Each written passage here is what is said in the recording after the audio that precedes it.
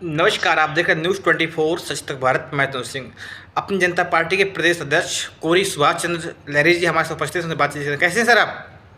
बढ़िया है भाई, धन्यवाद। अच्छा सर, महाराष्ट्र के समाजवादी पार्टी के विधायक अब्बू आजमी जी ने औरंगजेब पर कहा कि वो महान हैं, देश के अच्छे शासक रहे हैं। तो उस इतना उनके बयान देने पर महाराष्ट्र की बीजेपी सरकार और यूपी के सदन पे उन्हें देशद्रोही साबित किया जा रहा है। सर, इस पर क्या कहेंगे? देखिए, एक तो पत्रकारों का वो बयान है, पत्रकार के बयान का उन्होंने उत्तर दिया है। जी उन्होंने उनको महान भी नहीं बताया है जी और उनको उन पर बहुत ज्यादा नहीं। उन्होंने एक बात बताई है कि ये तो इस बात का उल्लेख कर रहे हैं, जी तो ये भी उल्लेख है, इतिहासकारों ने लिखा है कि उन्होंने मंदिर भी बनवाए हैं। बिल्कुल बिल्कुल। और एक उनका सिपह सालार था, जी किसी हिंदू लड़की तथाकथित से उससे प्यार हुआ तो उससे जबरदस्ती शादी करना चाहा तो उसको मौत की भी सजा दी। ऐसा उन्होंने बयान दिया।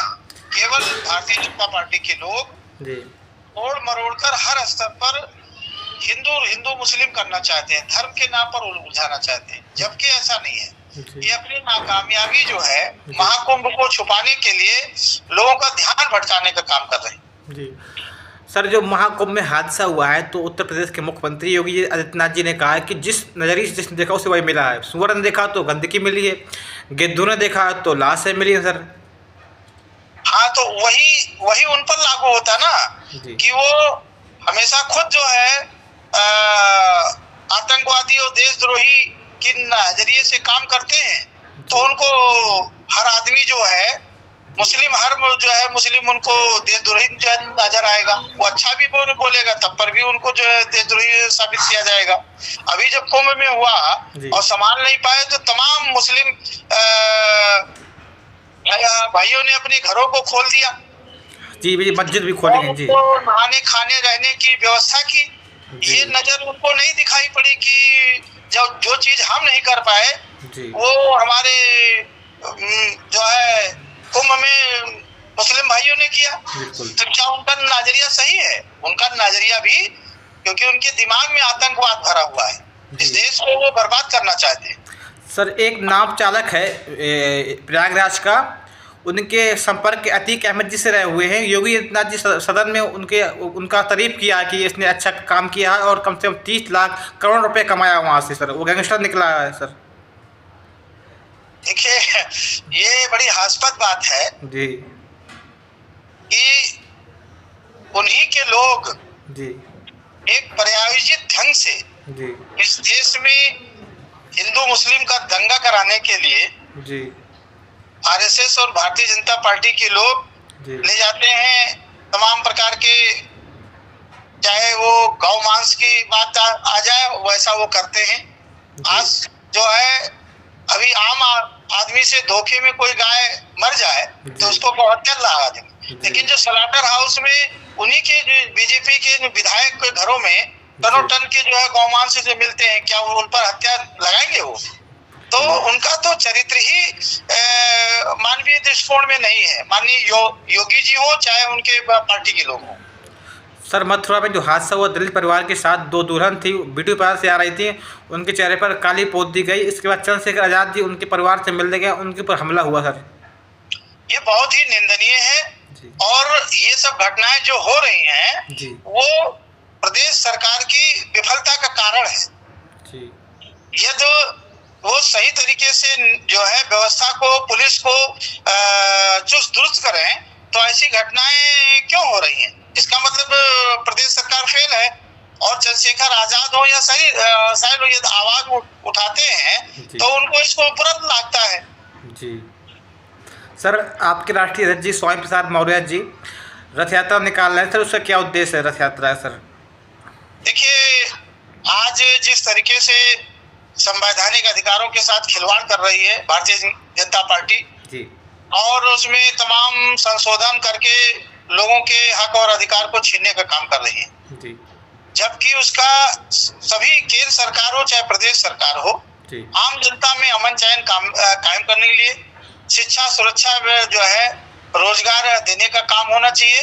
तो ना वो तो रोजगार दे पा रहे हैं, ना सुरक्षा दे पा रहे हैं, नाकामयाबी को जो है हम पर्दाफाश करेंगे और जो हमारा मान्यवर कांशीराम साहब का बहुजन दिवस के रूप में हम लोग जब मनाते हैं, मान्यवर कांशीराम साहब का जन्मदिन 15 को है।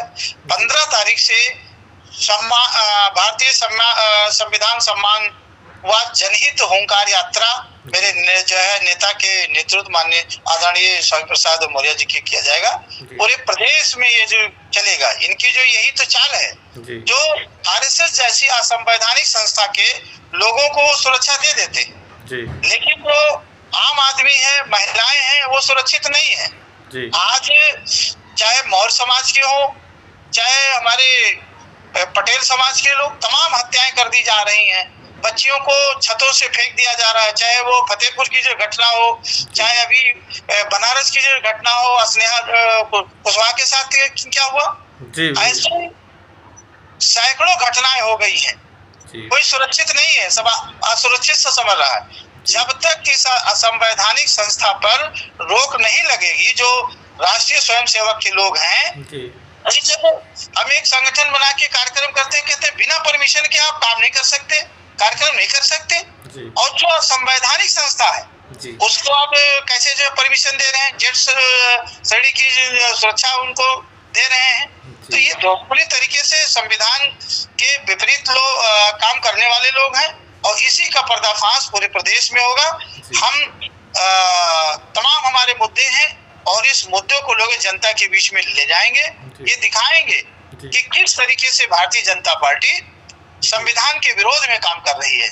संविधान में जो प्रदत्त चाहे आरक्षण के प्रति हो, चाहे किसी सुरक्षा के हो, किस तरीके से खिलवाड़ किया जा रहा है, और उसी का नतीजा है इस कुंभ में कई हजार लोग मरे हैं।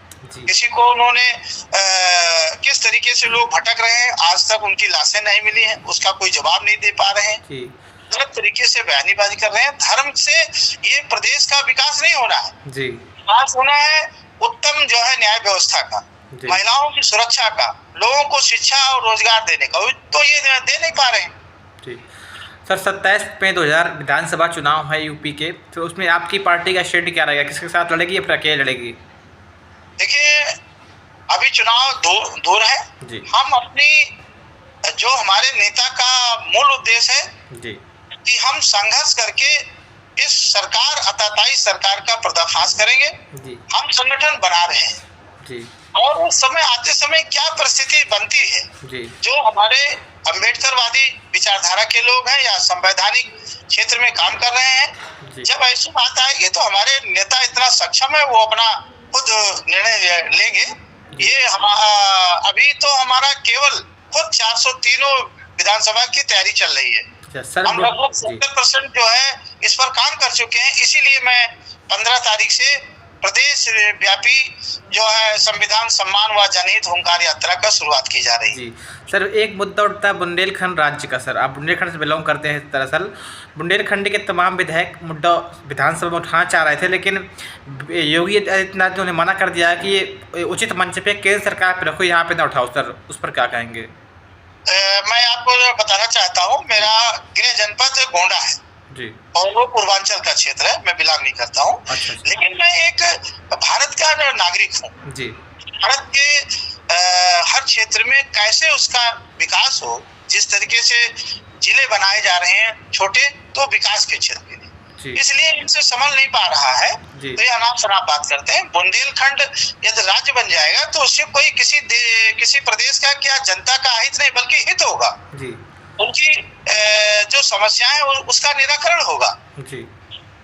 सर, आखिरी सवाल हमारा, उत्तर प्रदेश सरकार के मंत्री सुभाषपा के राष्ट्रीय अध्यक्ष ओम प्रकाश राजभर के बेटे ने अभी एक बयान दिया, उनके कार्यकर्ता का पुलिस ने मारा था। उन्होंने बयान दिया कि अगर कोई हमारे कार्यकर्ता को पुलिस दोबारा हाथ लगाएगी, उनकी आंख निकाल दी जाएगी प्रशासन की। सर, अरे देखिए, इनकी कोई शेख चिल्ली वाली बात है। उनके पिताजी खुद माननीय ओम प्रकाश जी उलूल जुलूल बयान देते थे। उनके यहाँ संजय निषाद जी हैं, उनके साथ में निषादों पर क्या अत्याचार हो रहा है। उनके यहाँ केशव प्रसाद मौर्य जी हैं, डिप्टी सीएम हैं।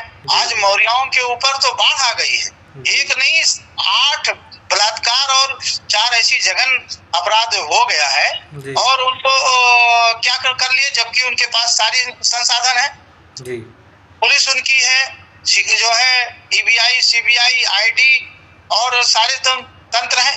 ये तो केवल शेख चिल्ली वाली बात है। ओम प्रकाश राजभर और उनके लोग जी। या अनुप्रिया पटेल या उनके लोग, डॉक्टर संजय निषाद या उनके लोग, आप बरगलाने में कोई आने वाला नहीं है। जिस तरीके से उन्होंने बरगला के पार्टी बनाई और ब्लैकमेल का काम कर रहे हैं, वो हित का अपने समाज का हित नहीं कर पा रहे हैं, ना उनको सुरक्षा दे पा रहे हैं।